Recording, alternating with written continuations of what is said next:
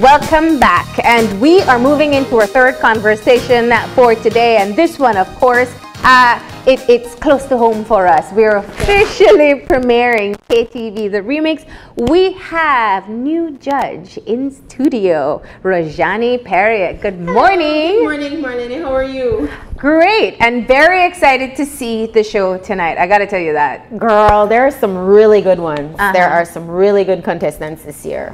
So I want to step back for a bit. Now, it's been people have been requesting for our entertainment Tuesdays to come back on air. We've decided to do it, and this time we're remixing what has been done before. Right. You're coming in as one of the brand new judges. How do you feel about taking up that role? I don't know. I think it's really exciting for me. I think the last time I did it was when Tanya Carter was actually on KTV way back when. And that's the last time I actually judged contest, a karaoke contest. So for me, it's kind of thrilling. It's kind of getting back into it and figuring out now with all the experience underneath me to kind of bring that to the stage as much as possible to help the contestants get what they want out of the experience. But here's the great thing about you. You've been on the stage. You've been judged. You won what was the second KTV, and I mean, we were trying to figure out the date. It's probably early 2000s or maybe even before that. Don't tell nobody. But so you know what it's like to have to compete on a weekly basis before judges and a wider audience. Right. I mean, it is nerve-wracking. You have to bring your A game. You have to, know what your voice can do, what it's capable of, whether it's good this week or whether it's bad, because it depends. Things as simple as something that you eat can affect the way your voice sounds, and you have to be aware of that. So it's really kind of like a self-discovery of how much you can take, how much your body can take, how much you can innovate within a limited space of time every week. So if you come in here with a game plan and you execute that game plan, I see absolutely no reason why we can't have several contestants really bring strong showings. We have so much talent in this country in many areas, but especially in singing. Some people, they devote their weekends to karaoke bars to be able to sing. Not all are great, but some are very talented. You're absolutely right. I agree. I think that it's great entertainment, especially if you do it and you're not really serious about it, but you just do it and you're having fun. I mean, I can honestly say that Tremaine and I, we try to have one karaoke at least once a month Saturday, and it's himself and myself, and we get Denise out and Jackie out and Tanya out, and we just go there and we just have an absolute blast. And that's what we do for fun. And tell us about some of the talent you saw over the course of the audition. It was very varied. We actually had some rappers. We had some rappers. We had a duo who I really liked, because the rapper of the duo, they had a rapper and the person who was singing the choruses, and the rapper was so amazing. Like, I mean, his vibe, from the time he walked into the audition space, you could feel this kind of this presence around him. It was so exciting. I mean, we have some great competitors from Orange Walk, and lady that I had actually seen and sung with before at a karaoke in Orange Walk, probably 8 months or so ago. And I was like, oh my goodness, you sound amazing. And she came and she auditioned, and she was just the full package, the look, the expression, stage presence, just absolutely amazing. And people need to understand about the contest, it's not just about the voice, it's about the stage presence. Some people can have the best voice ever, and if you're dead, then it makes your performance dead, even if it sounds good. That's so important. I'm glad you mentioned that, because there are two elements too. There is having a great voice, but you have to consider, one, there is a live audience that needs to be drawn into the energy. Exactly. And viewers at home that require even more energy to be transmitted on TV. Exactly. And you need to remember that. I mean, sometimes, these live performances, they always say, when you have a live performance, what you hear in the live performance is not what comes over on TV. So while it may sound amazing live, and you have everybody behind you, on TV, it's kind of like, It's so true. Because there's even an additional element that has to, TV sucks your energy, Yes, in it your does. voice, in your performance. You are absolutely right. It does.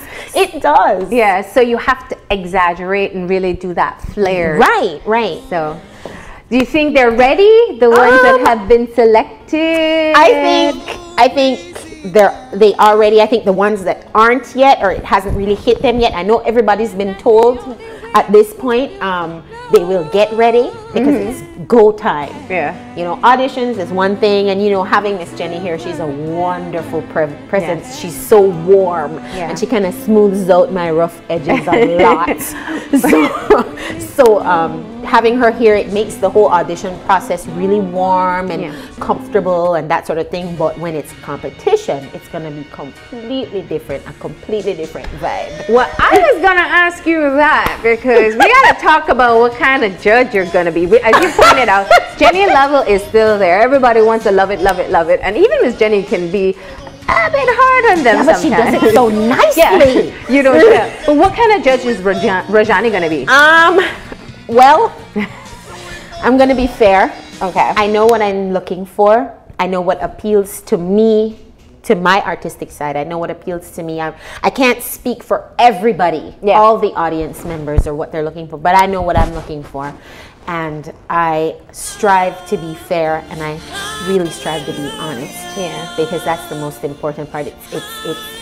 It's not enough that these people come here, the contestants, sorry, I don't mean to say these people, that sounds horrid. Yeah. But that these contestants come and they put their, you know, their talent on the line to be judged by the entire Belize every single week. And we have a saying that Belize where everybody like puppet show, but nobody not like the puppet show.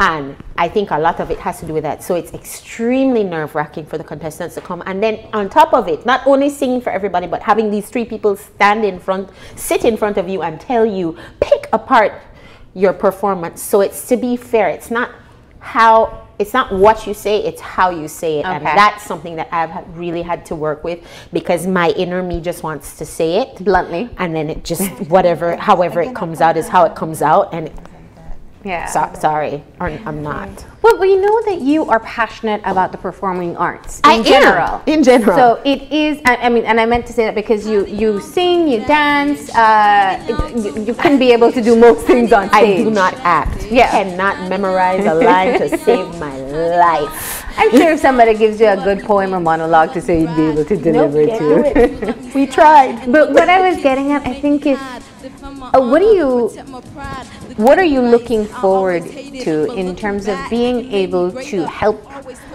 shape the talent that will come on stage? Because we always see the progression from that first audition tape to these full-fledged performers by the time the finale comes around. What are you looking forward to in terms of being able to, once again, bring talent back into everybody's home, Belizean talent, but also help in the formation process? Well, just that. I am in it for the journey. I think each person has a story to tell. And whether you choose to tell it in song and dance, however you choose to tell it, there is a story there.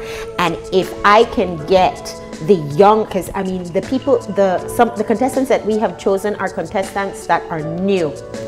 Nobody's seen them. They're not on the music scene. Like, these are fresh. And if I can spur that moment of, you know what, that's her. If I can spur that moment of, you know what, I have talent, let me see what I can do with it. And encourage them to not only do this is just one part, but to see it as the beginning of maybe a career or a larger, greater personal appreciation of singing as an art. And to be able to spur that is what I'm looking for most. I'm looking for the journey, the artistic journey. Now, there are going to be some new elements to the show that I think people aren't accustomed to. And part of that is that you're going to do live judging. Like, you will reveal how great you think they did in front of their face and the live audience at the Bliss. Yes. Don't worry, I'm not afraid. I'm not afraid of water. That's all you can take in the Bliss, so feel free to throw it. No, I plan to be as honest as I can. Hopefully I honest and as fair as I can be. Okay. of each performance, because it also depends on what your feeling is, whether you do well or you don't. And each person's emotions are different at every single performance. It's never the same. And there will also be thematic performances. What are you looking forward to seeing the contestants bring on stage? I am looking forward to the show. I want to see, okay, fine, if we have country and western, give me some country and western. Show me what you can do. You know, don't just come with your song, you know, your country and western song and expect that to be a no. Bring it out. I want you to wear your costumes, fix your makeup, tell me a story.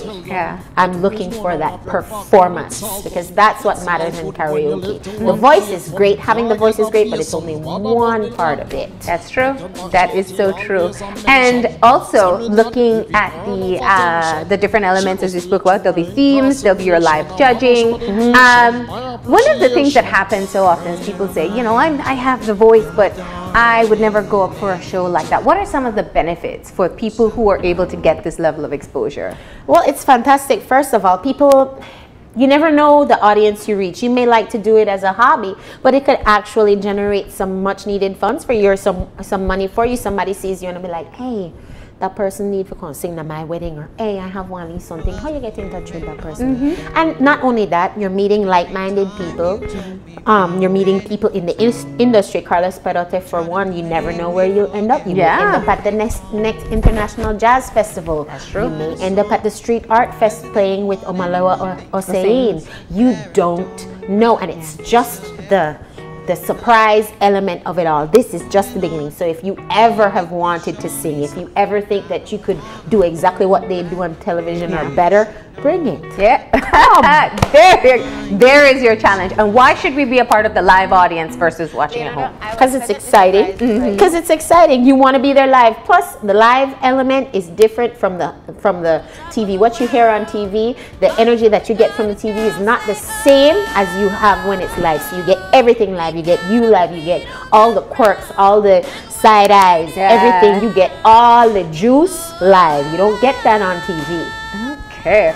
See, you've made me so excited about it because you've seen. I haven't seen the auditions as yet, and I think it's going to be. We've been looking forward to this. As I said before, Belize has so many talented people. We just want to see them on stage. We want to see people we know from our village, from our streets, or somebody we've always known had a great voice really rise up to the occasion. These are the stories that we love. Male singers, female singers, older singers, young. We have a male model that's singing as well. Yes, girl. It should be interesting. I am excited. I need to see what he brings. Okay, so the premiere for the show takes place tonight. That's the pre-recorded auditions. People get to see who auditioned. So we've already seen them. These are what we went through in the various places that we had the auditions in Belmopan, Dangriga, Orange Walk, and Belize City, which is the largest audition.